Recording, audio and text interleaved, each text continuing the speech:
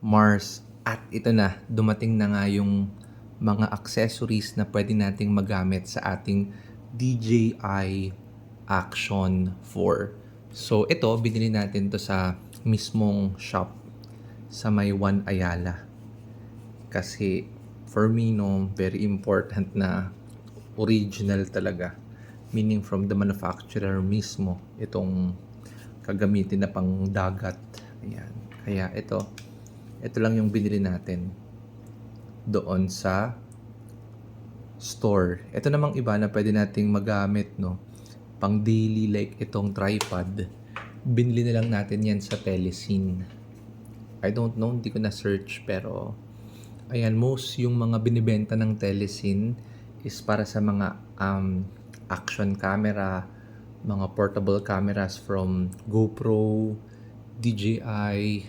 Ayan, so ito yung isa. Ayan, ganda siya. So, ayan, pwede siyang ganyan. Tapos pwede mo siyang gawing tripod.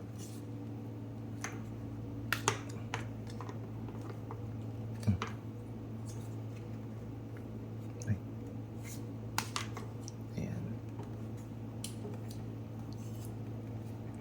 Tapos andito yung action cam natin. Ito yung tripod. Ito naman, pwede mo siyang gamitin for the bike. Meron din siya pwede palitan ng ganito if may paggagamitan ka ng ganito.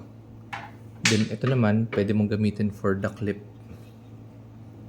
Ayan, so clip siya sa mga bag kung nagta-travel ka. And last but not the least, ito, magnet siya. Ayan. So this one is magnet, tapos dito mo ilalagay yung action cam. Para siyang necklace. Then pwede mo rin siya, kunyari kayo mag-video tapos may mga bakal-bakal dyan sa kanto-kanto, sa pinuntahan nyo. Pwede nyong idikit to. Tapos pwede kayo mag-picture or yan. Pwede nyong makapture yung scene na nakadikit. Yung itong accessory na to habang nandito yung action cam. So, yun lang, no? So, paparating pa yung ating bag na lang. And bumili rin tayo ng screen protector ng ating DJI Osmo. Ayan.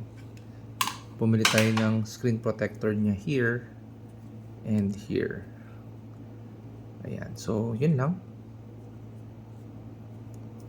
Let's go!